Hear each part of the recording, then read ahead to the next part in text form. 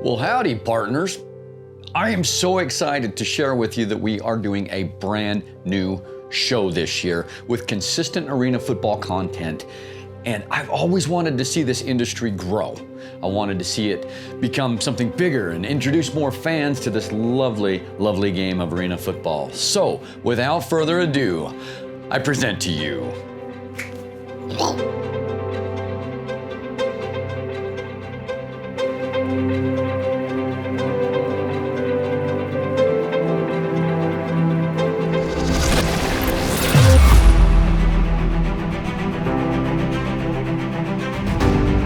I gotta tell you guys, I'm really excited about this. For those of you who don't know or are new to the NAL, it stands for National Arena League. It's one of several leagues that plays indoor in an arena with a 50-yard long field and 8-yard end zones. From side to side, it's 85 feet wide, and there are no sidelines. There's dasher boards, and a player is out of bounds when they're pushed into or pushed over the wall. But the players themselves, they're not pushovers. They're oozing with incredible talent. In fact, many of them have actually played in the NFL. And the kicking game is very intriguing. There's no punts in arena football. You can kick a field goal from anywhere on the field. On kickoffs, if the ball goes through the goalposts, it's called a deuce and awards the kicking team 2 points. But if the kicker misses, there are rebound nets that the ball will bounce off of. It becomes a live ball, and it's fun to watch both teams scramble for that football. Very intriguing. And there's some other interesting rules in the kicking game that make special teams play as exciting as offensive and defensive plays. Before going into the individual teams playing in the National Arena League this year, let's take a trip down memory lane. The National Arena League started play in 2017 with various teams around the country and included a team in Mexico. Throughout the years, many teams have come and gone, and things looked fairly solid a year ago when the 2023 season was starting with 8 teams. A tumultuous season occurred, and an initial team left over league concerns. Partway through the season, the Albany Empire were removed, not paying league dues, among other issues. The Fayetteville Mustangs shortly after suspended operations, citing not enough money to finish the season. The new iteration of the AFL then announced their 16 locations for 2024, which included the West Texas Warbirds and Orlando Predators, who were still playing in the NAL at the time of the announcement. Thankfully, those teams finished their respective seasons, but the offseason also saw the Jacksonville Sharks and the San Antonio Gunslingers both move to the Indoor Football League, leaving only the Carolina Cobras as members of the NAL. I could shed a tear. Many people have assumed that the NAL would just fold or go away, and many others hoped they would.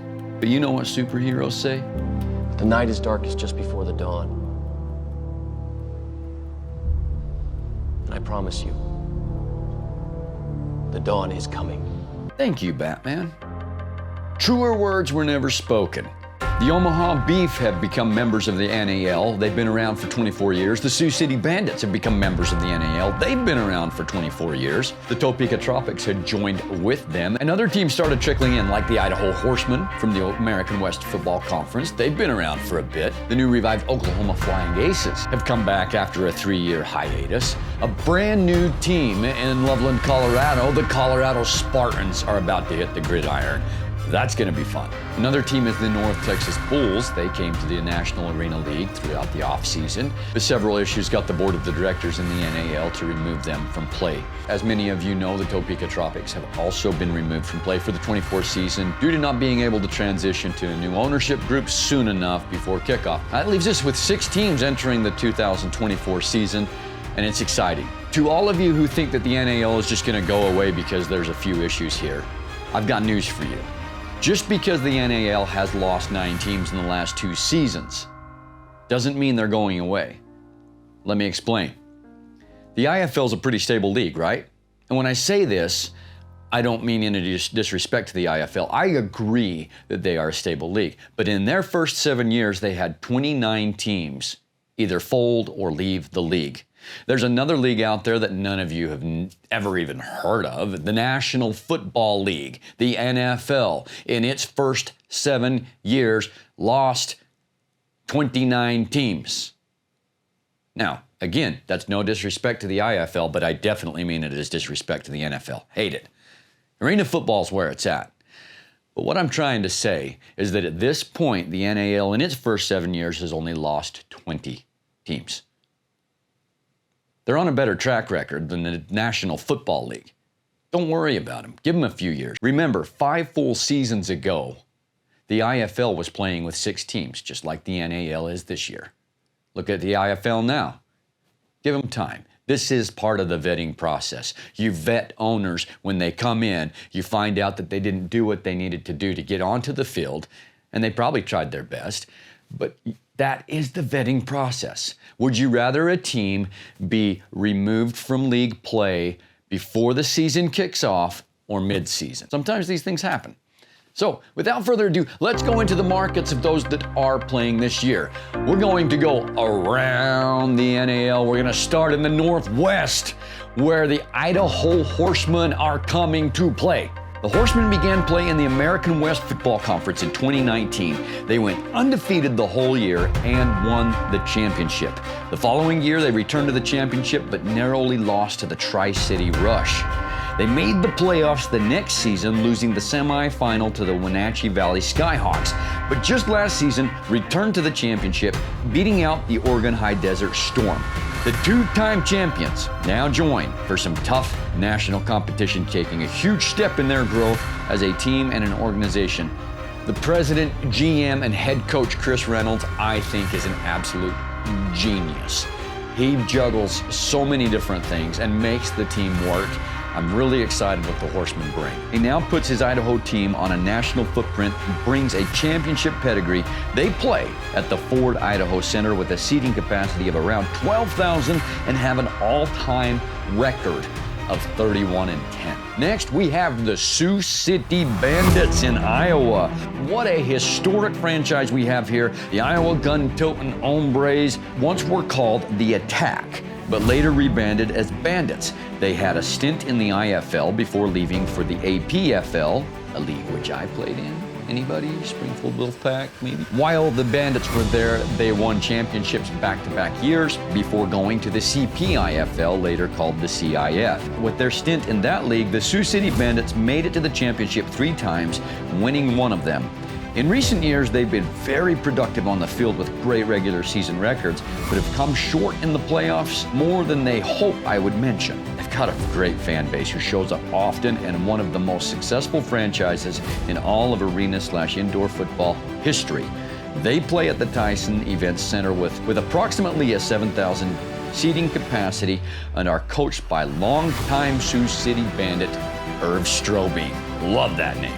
Owned by Don Belson. Love that guy. They have a great record and are 187 and 137 all time, including the playoffs. Continuing our circle, we go all the way to the East Coast to the team that remained in the Carolina Cobras. This team has been competitive every year of its existence and has only had 1 losing season. They began play in the National Arena League in 2018 and were so successful that they won the championship that year by a score of 66-8. The Venomous Beasts beat down their opponents. The next year, they made it back to the championship, losing a tight battle by 1 score. They weren't done and made it to 2 more championships after that, but lost them both. They play at the Greensboro Coliseum Complex and are currently coached by Brandon Negron. The Carolina Cobras hold the record for most NAL championship appearances and have an overall record of 46-28, including playoffs and championships. Next, we're going back to the Midwest. We have the Oklahoma Flying Aces, returning from a 3-year hiatus. This young team has been making strides with their roster and look to be competitive NAL members. They've only had one full season in 2019. They finished 2-10 that year. They were set to play in 2021, but outrageous Oakley workers' comp premiums essentially had them suit up as the Dodge City Law in Kansas for that season. They made it to the playoffs that year and played competitive football. Now they're back in Enid, Oklahoma, playing at Chisholm Trail Coliseum with a seating capacity of around 8,000 and have another guy that's wearing many hats. Richard Davis is team president, GM, owner, head coach, and he helped the Topeka Tropics get their first and only franchise win last season. The Aces, with their law disguise, have an all-time record of 6-17, including the playoffs. We're gonna go up north to the Omaha Beef. It's another classic and historic franchise in the world of arena football. They've been around about as long as Sioux City has. Starting out, they made the playoffs almost every year, but it was their 17th year when they finally made it to a championship. And their 20th year when they finally won one. Actually, they're 2-2 in championships. Last season, they were the most dominant they've ever been. They finished the season undefeated, and the playoff matchups weren't even close. They now have championship in their blood. They have an all-time record of 187-119, and they will play at Liberty First Credit Union Arena with a seating capacity of approximately 4,600 on a brand new, beautiful, glowing orange field. I'm excited about that one. They are owned by Ricky Burtz and will have Mike Tatum as their head coach this year. We're going a little bit west to the mountain range. We have the Colorado Spartans in their first ever year. When you have a brand new team, you can't really dive into its history, but Loveland, Colorado now has professional arena football, and they've hired longtime AFL alum Fred Shaw as their head coach, and he's coached 2 full seasons in the NAL already. They've been making some impressive signings so far. Owner Tony Thompson seems to know what he's doing, and while we cannot as yet say much about this team, we expect them to be very competitive. They will be playing their professional arena football at the Blue Arena with a seating capacity of about 7,500. So it's not exactly a circle, it's not exactly around the NAL, but it's close. You get the idea. We're going to cover a lot of NAL content this year, but I've got to mention a couple other gentlemen who are doing a great job covering the NAL. Inside the Walls podcast with Jim Mernier and Matt Patton. Those guys do a phenomenal job about talking about what's going on, and their interviews are intriguing, and they've got a lot of knowledge about the game, so I highly recommend you go to Inside the Walls podcast, give them a follow, and listen to the podcasts as they are released. Come on back next time to Around the NAL, where I'm going to attempt to rank the teams in this league, making half the league happy and half of them mad. I'd rather die, but somebody's got to pretend they know what they're talking about.